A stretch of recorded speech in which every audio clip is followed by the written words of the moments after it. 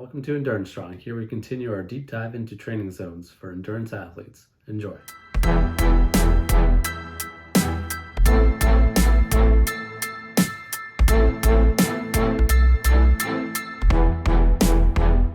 Zone 7 training is all about developing maximum power and sprinting ability.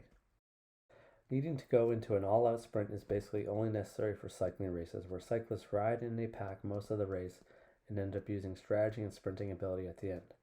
Sprinting also may arise to break away from a pack or to catch up to a pack of riders. Most running or multi-sport races don't come to this, as you tend to get spread out by the finish line, and any tactical adjustments in speed or pace are generally carried out over longer durations. Thus, Zone 7 is usually only implemented for cycling-only training plans. Intervals for Zone 7 are probably the simplest of all. Just go as hard as you possibly can go for 8 to 30 seconds. The intensity for Zone 7 for cycling for functional threshold power and rate of perceived exertion are shown here for those of you watching the video. For those listening to the podcast, they are also on the corresponding article on EnduranceStrong.com. As you see, the intensity range for Zone 7 doesn't have a maximum, so it's truly an all-out effort.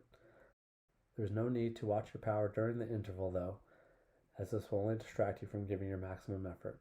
Heart rate won't be quick enough to respond to your short hard effort, so don't use this as a gauge. These intervals are purely based on rate of perceived exertion, which is a 10 out of 10. Recovery periods after these intervals should be fairly long relative to the length of the interval. 3 to 10 minutes is a good estimate for rest periods, but is a wide range because these, more than any other interval, should be based off feel.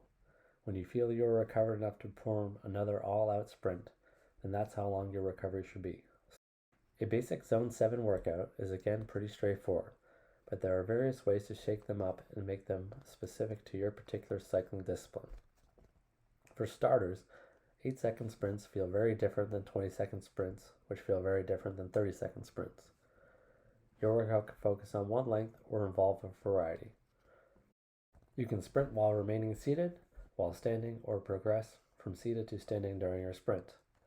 You can start your sprints in different gears, so you have to work more on leg speed in the lower gear or muscular force in higher gears. You can force yourself to stay in one gear for the whole sprint, or allow yourself 2 shifts of gears or unlimited shifts. You can practice your sprints going into them with very little speed and momentum to work on generating force, or you could go into them with a lot of speed and work on maintaining/increasing that speed. You could practice sprinting coming out of a corner, up a short hill, or coming around another cyclist that's leading you out. While sprints are best done when you are fresh as can be, so you can get maximum power, there are times when you may want to train sprinting with a little fatigue in your legs, such as during race simulations. For example, you may gradually build up speed and intensity over a few minutes, like can happen at the end of a race, ending in an all-out sprint for a finish line. Another special case you can mimic in training would be the start of a cyclocross or mountain bike race, where you may have to sprint for a position from a standing start, which requires a lot of force projection and experimenting with different gears and shifting strategies. As you can see, there are many combinations of variables that can be implemented to change these workouts to meet specific needs. Continue with our training zone conclusions video here.